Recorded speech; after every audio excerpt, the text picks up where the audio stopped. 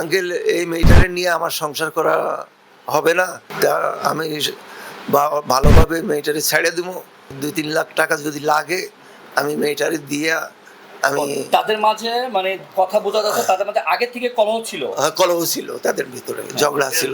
গতকাল কাজীপাড়ায় মেট্রো স্টেশনের ঠিক একটি গলি পরেই যে একটি নারীর উদ্ধার করেছেন পুলিশ। তাই আজ জানবো কিভাবে হয়েছিল সেই বাড়িলার কাছ থেকে, সে কি জানে।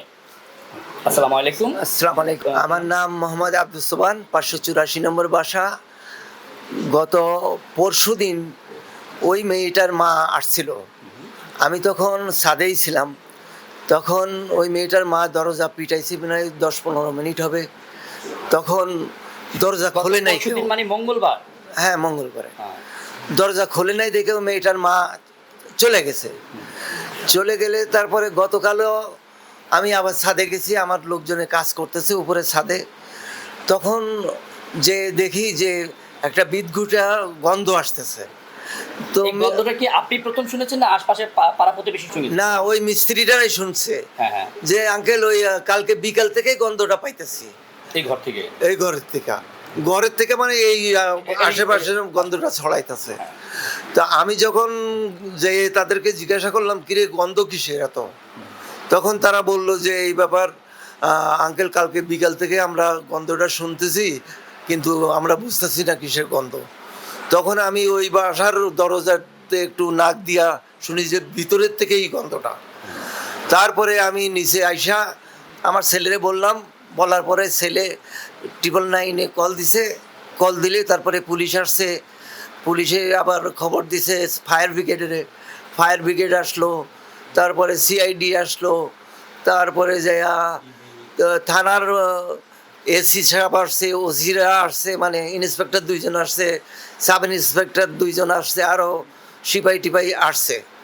আসার পরে তারা মানে সবার উপস্থিতিতে তখন এই তালা ভাঙার লোক আনছে।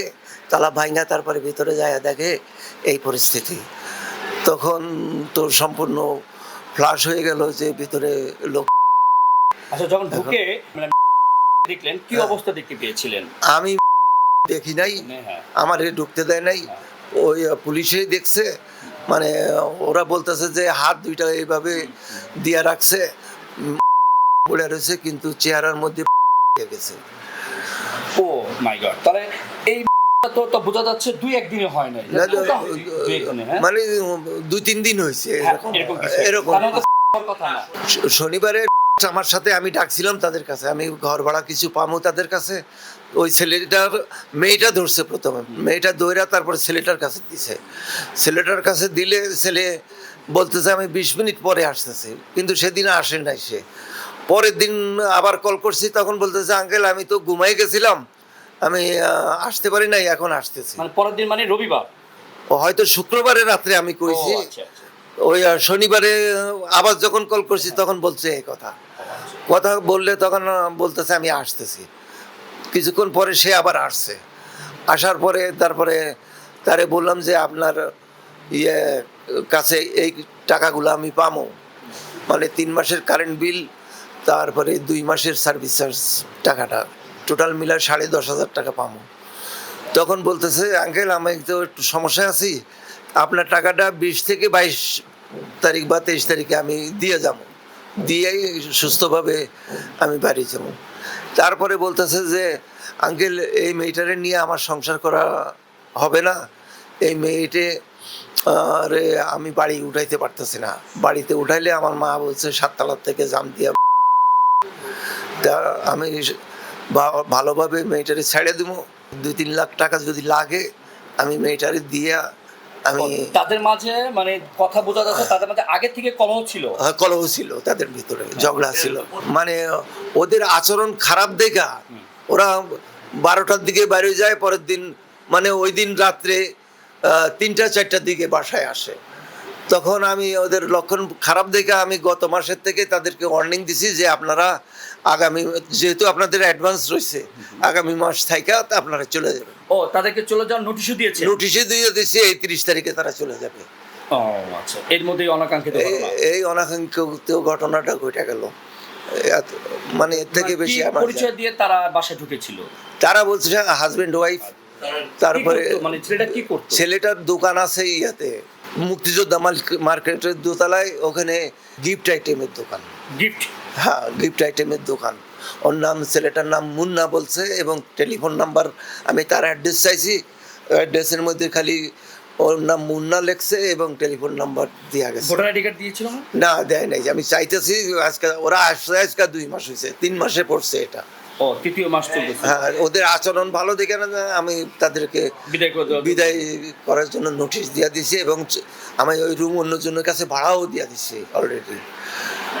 মেয়েটার আত্মীয় স্বজন কি কেউ কি এই বাসায় আসছিল কখনো? হ্যাঁ, আসে। ওই মেয়েটার মা আসে, ওর খাবার নিয়ে আসে।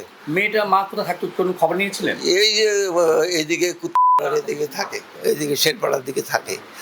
তো কালকে মেয়ের মাও আসছে, বাপ আসছে, চাচা আসছে, এরা সবাই এর সামনে। তারপরে তাদের কি চলে বক্তব্য? গেছে। তাদের বক্তব্য হয়েছে যে আমাদের মেয়েটার এইভাবে ক্ষতি করলো কেন, তারা রাখতো না, ছেড়ে দিত, তাহলে আমাদের মেয়ে আমরা পেয়ে যেতাম। কিন্তু এইভাবে তাদের ঠিক হয় নাই। ছেলের বাবা তো এইভাবে, তারপরে মেয়ের মা কান্নাকাটা করতেছে, এতটুকুই আমি জানি, আর বেশি জানি না। এখন মানে আমরা একটু রুমটাকে দেখতে চাচ্ছিলাম, কোথা থেকে ঘটনাটা ঘটেছে। না, ওটা দেওয়া যাবে না, কারণ কি ওইখানকার যে ক্রাইম সিন, সিআইডি, কাফরুল থানা পুলিশ, তারপর লাগে ওসি, তারপর লাগে আপনার যে DB police, fire service, total 6 জন আমাদেরকে টোটালি না করে দিছে। যতক্ষণ না থানা থেকে নির্দেশনা আসবে ততক্ষণ এটা তালাবদ্ধ থাকবে। এর জন্য আমি ওটা কিছুই করতে পারবো না, আমি খুলতেও পারবো না, এটা রিস্ক আমি নিব না। আচ্ছা আচ্ছা, যা এই শুনলাম যে আপনার বাবার কাছ থেকে যতদিন ধরে তারা আসছিল মোটামুটি প্রতিদিনই প্রায় গ্যাঞ্জাম হতো বা একদিন পর লাগতো। ফেস করেছিলেন? আমার সাথে সামনে একদিন হয়েছে, হওয়ার সাথে সাথে আমি ওনাদেরকে আব্বুরে বলছি যে আব্বু নোটিশ দিয়ে দাও, ওরা রাখা যাবে না, ঠিক আছে। এই তারপর আব্বু নোটিশ দিয়ে দিছে। এই ও আচ্ছা, তাহলে এই গ্যাঞ্জামে তার যে আত্মীয় স্বজন আসতো তাদেরকে কি কখনো চিনতেন আপনি? এর আগে চিনেছেন, দেখেছিলেন? না, আগে কখনো দেখি নাই, কিন্তু যখন ভাড়া নিতে আসছে মেয়ের মা আর মেয়ে আসছিল নেওয়ার জন্য। মেয়ের মা আর মেয়ে? হ্যাঁ, আমরা ছেলেরা দেখছি পরে, যখন বাসায় উঠছে তখন যে আমরা দেখতে পারছি, কিন্তু এর আগে মেয়ে আর মেয়ের মা আসছিল জাস্ট ভাড়া নেওয়ার জন্য। তো ভাড়া নেওয়া বা দেওয়া দেখভাল কি সব বাবাই করেন, আপনি একটু দেখেন? আব্বুই করে, আবার আমিও করি, দুজনে মিলে আর কি।